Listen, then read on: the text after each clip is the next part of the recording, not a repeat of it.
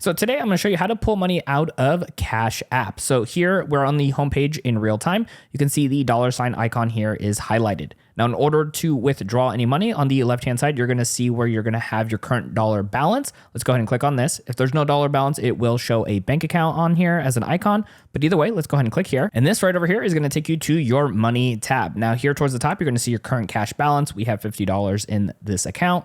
And you can see over to the right-hand side, it says the word withdrawal. Let's tap on this. Now from here, it's going to ask you how much you want to withdraw. It usually will start off with the total balance here, but if you don't want to withdraw all of it, just go ahead and close that off and then choose the balance amount you want to withdraw. For this example, let's say $35.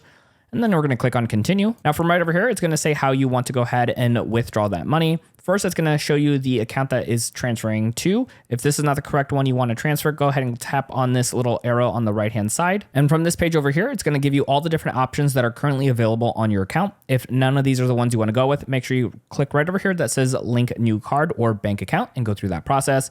But if the one you want is here, just go ahead and highlight that one and click on done. All right, so now that's going to take us back to this page over here. It's going to ask us two options. Do we want to have standard, or if we want to do an instant, there is going to be a fee. This is the current fee based off the dollar amount. Now for us, we're just going to go ahead and click on standard here and click on withdraw. And then from right over here, it's going to automatically showcase that that money is going into the bank and when we should be expecting it to show up. Now there is more to learn when it comes to using your Cash App account, and we got you covered here. Check out our next video on screen to keep on learning.